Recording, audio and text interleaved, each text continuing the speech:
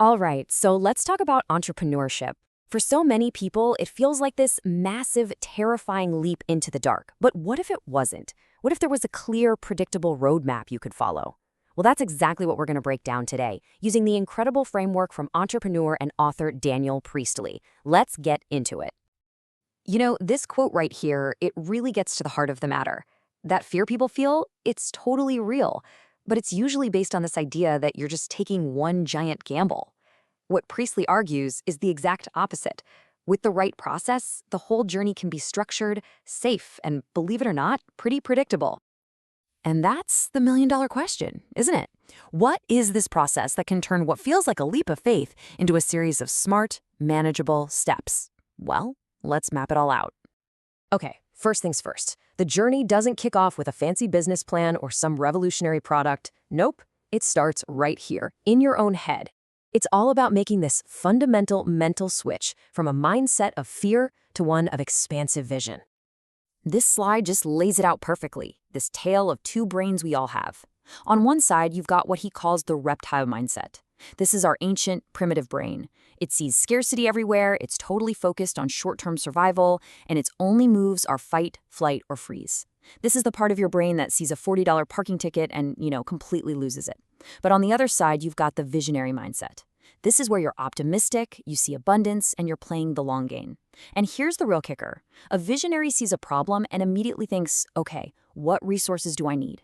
To them, any resource on the entire planet, money, people, even an aircraft carrier, is really just a few conversations away.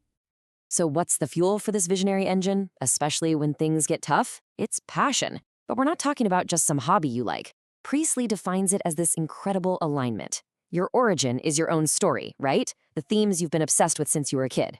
Your vision is that future you're trying to build. And the mission? That's the highest value thing you can do right now to connect your past to that future. And when those three things click into place, oh man, that's when the magic happens. You start to carry yourself differently, you talk with more conviction, and suddenly, really talented people are drawn to you, wanting to be a part of whatever you're building. Okay, so you've made that mental shift. Awesome. But a vision that just stays locked up in your head is pretty much useless, right? So the next step is all about getting practical. It's about getting that idea out into the real world, but, and this is key, doing it fast, doing it cheap, and with very little risk. It's time to get off the sofa. I think we all know a sofapreneur. You know who I'm talking about. That friend, maybe it's even you sometimes, who has a million brilliant ideas but just gets stuck in analysis paralysis, polishing them over and over again in their mind. The critical lesson here is that an idea's real worth is only discovered when it actually hits the market. You've got to sharpen it against reality, not just your own assumptions. So, how do you do that without burning through a bunch of cash? The waiting list. This thing is one of the most powerful, low-cost validation tools out there. Check out how simple this is. You create a basic landing page. You announce you're launching something soon, and then you invite people to sign up. But here's the genius part. As they sign up, you ask them really important questions. What's your biggest challenge with this? How much would you pay for a solution? And just like that, you're not guessing anymore. You're getting real data about who is interested and what they actually want. Come on, Elon Musk did this with the Cybertruck. He had 1 million deposits before they even built one. And this quote it nails it. The real value isn't always in the thing itself. It's in the demand you create for the thing. Rolex figured out that selling the desire, the exclusivity, the spot on the list, that was way more powerful than just selling a watch off the shelf. That is the incredible psychological power of a waiting list. So, you've got an idea the market actually wants. Great, but you can't build it all by yourself. The next phase is all about getting other people to believe in your vision too. And whether you're talking to investors, your first customers, or your future team members, you have to get really good at pitching your idea. And here is a fantastic, super memorable framework for that. Capstone. Let's just run through it. Start with clarity. Make it simple. No jargon. Then establish your authority. Why are you the person to pull this off? Clearly define the problem and show your unique solution. Then, and this goes back to that passion piece, communicate the why, your personal drive. Show them the huge opportunity and lay out the clear next steps. And this last one, this is so important. End on the essence. Don't trail off with a boring to-do list. Leave them with the core emotion, that feeling at the very heart of your project. And the one thing that has to be underneath that entire pitch is this powerful idea with or without you energy. And look, this isn't about being arrogant. It's about quiet confidence. It's the vibe that says, look, this train is leaving the station. You can get on board or you can watch it go. But either way, it's moving. It completely gets rid of any hint of neediness, which just pushes people away. Instead, it creates a fear of missing out and makes people desperate to join something that's already got momentum. It's just magnetic. Okay, so you've validated your idea and you've pitched it into reality. You've got your first customers, maybe even your first employee. Now what? Well, the whole game shifts from just starting something to actually scaling it. And just like everything else we've talked about, there's a predictable blueprint for that growth too.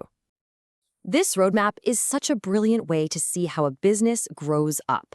It all starts in the chaos stage, where you're just wrestling with the basics: your concept, your audience, your offer, and sales. Once you nail that, you scale with purpose. The 2-person scout team is all about being agile and exploring new ground. The 4-person fire team, that's about getting traction and proving you can deliver. An 8-person section is where you build a real operational core. And finally, that 30-person platoon is where you professionalize the whole thing and build a serious exit-ready company. You see how that works? Each step builds on the one before it, creating this really solid foundation for growth. So we've covered mindset, testing, pitching, and scaling. But what's the real point of all this? What is the one thing you have, your ultimate asset, that can never, ever be replicated or automated? Well, it's about something way bigger than just building a machine that makes money. This right here is such a crucial distinction, especially for the future. The difference between functionality and vitality. So you've got functionality. That's just doing a task reliably. It's efficient, it's replicable, and more it can be done by AI.